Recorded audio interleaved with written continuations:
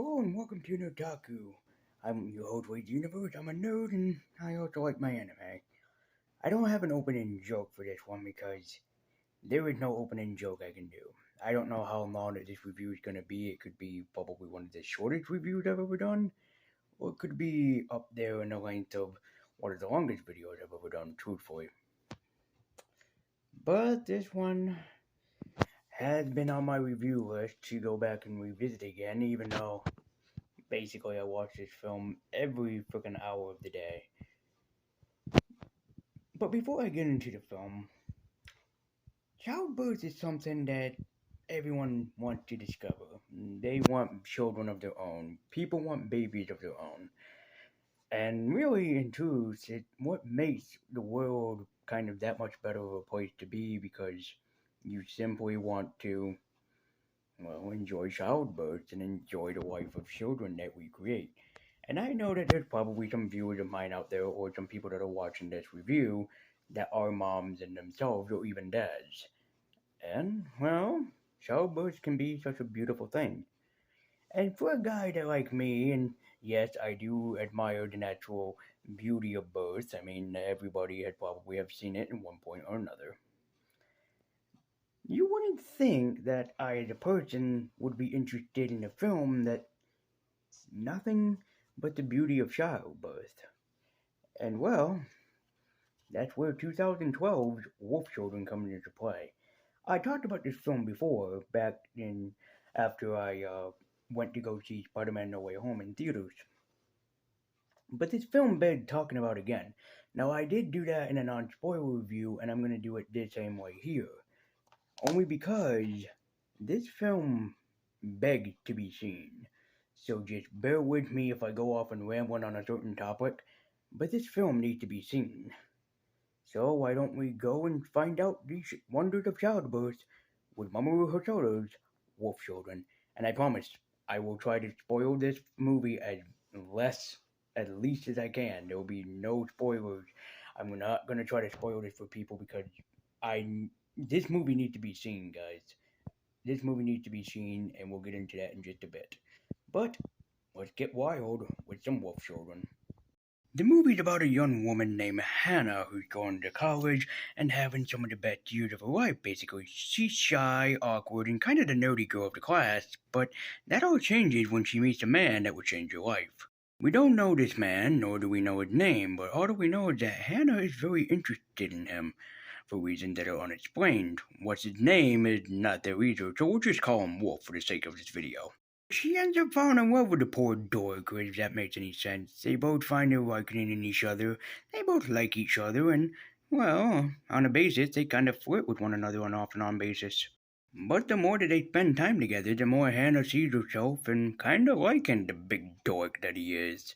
And so he had to tell her his biggest, darkest secret. Wanna know what's even cuter? There's a scene in here where she waits for him outside of a clothing store just because he was running late. This is adorable and shows just how much that she loves this guy. But what is exactly Wolf's secret? Well, he's a werewolf, of course. What else?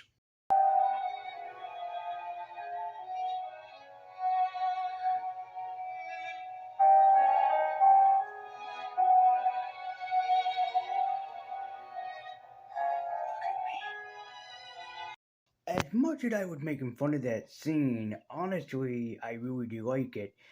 Because also you can interpret it as a way of Wolf revealing himself, his true self, to the stranger. We all have that weird, awkward, dorky side that we don't want no one to figure out. We all have that, like, really strange habit or really strange thing that we all do in life. And, well, we just want the other person to accept the other side of us and just love us for who we are. So when Wolf shows himself to Hannah, his true form, she doesn't back away from him.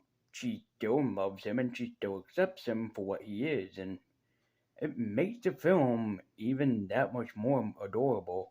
And it also is kind of nice because I'm kind of the same way. I didn't want to reveal the true self to my girlfriend at first until it turns out she's as big of a dork as I am. And I still love her for it. So what happened after that? Well, as you'd expect, Hannah and Wolf actually do sleep together. Why she's still in his werewolf form is beyond me too. But it's not long before she goes through the whole process of being pregnant. The morning sickness, the throwing up, the weird cravings. But yet her husband is there through the whole thing. And it's not long before she gives birth to a little baby girl, Yuki. Yuki is the firstborn and also the narrator behind this movie in case people want to know. But not long after Yuki's born, her brother Ami is born as well. And things take a dramatic turn for the worse here with this film. While I won't spoil it, there is something bad that happens to Wolf. And what makes matters worse is that all that Hannah has of him is just a driver's license without a name from what it looks like. So what does the majority of the film have for us instead? Basically, it's all about Hannah trying to raise her own children and try to make the best out of a worse situation, especially being a single mom and raising these kids by herself. But let's talk about one of my favorite scenes from this movie. Yuki gets sick by eating some soap by accident, and Hannah comes to a little fork in the road. Does she choose a child clinic or an animal hospital? Both are right there, and she doesn't know what to choose. I love this scene because I'm not a parent, mind you. I don't have kids. I do plan to have beautiful children at some point in my life. I'm in no rush to do it now. But as a brother, I'm a brother of both, a little brother and a big brother. As a brother, I can say that I've seen my mom and dad go through the same exact process. Your young child is sick. What do you do? Do you take them to the hospital? Do you take them to see your doctor? What do you do? And this is the exact same way with Hannah in this scene. I don't know why, but this scene gets to me every time because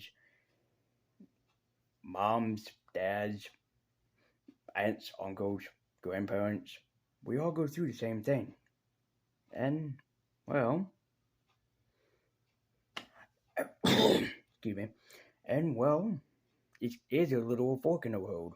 Where do you go and what do you choose? But Yuki turns out fine. She ends up throwing it up by herself. But this is what the rest of the film is about. It's about these children being raised by their mom.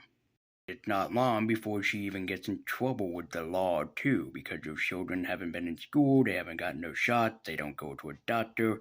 So, of course, she gets in trouble with the law, and, well, she doesn't know how to take it. So instead of facing all the dangers and wondering if her children will be alright and survive and whatnot, she ends up taking them to farmland outside of places. But the movie never loses focus on what it is. It's a movie about a mom raising her kids. It doesn't go too far into depths of everything. It doesn't become very renditions. It becomes a film about family. And while kids' characters sometimes in movies and anime can be, well, out of place or annoying, Ami and Yuki are the exact adorable little couple of kids, and I love them to pieces. And also, this film, besides having a wonderful, great story written by Mamoru Hasoda himself, is beautifully animated by Funimation. And dear God, I have not seen a film this beautiful in quite some time, and probably the only one that comes up to it is Your Name. But as long as the kids are growing, so is the audience. The audience grows up with these kids, and that makes you wonder what's going on in this film. You're growing as much as the kids are. It's not long before the kids start growing on themselves, and also we start seeing them develop into teenagers. So we go for them as babies, to them as toddlers, to them as little kids, and to teenagers, which is great for this film. But while at school, tragedy strikes a young student as he keeps picking on Yuki without him realizing that he's being a dick to her. And what do you think happens?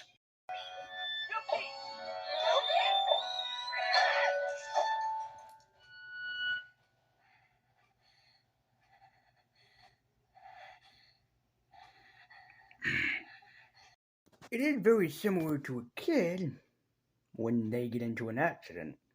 When a kid, accidentally punches another kid, fights another kid. This is the same thing as what happens. But you know what's the cutest part? Not gonna spoil it, but something special happens between these two. And if you think that he's gonna kill her all Blade style, no. This film is rated PG. This film is not rated R. But what happened to them is very special and also really damn cute. And also towards the end of this film, Hannah must realize that she is letting go of her children, but also she has to realize something else as well, that she raised her children her own way, and that is special. Wolf Children will always remain one of my favorite movies of all time, and I hope I got in your opinion to go and check it out yourself because it is a damn good, beautiful film. It's greatly animated with an amazing story and some amazing voice actors. So if you want to see a really good anime movie, I highly recommend Wolf Children. Well, thank you guys so much for watching. Be sure to like, comment, and subscribe. And also remember that NerdTaku are awesome. Follow me at Twitter with the link in the description down below. And I'll see you guys next month where we'll go from the magic of raising children into the magic of being in love. Until next time, guys.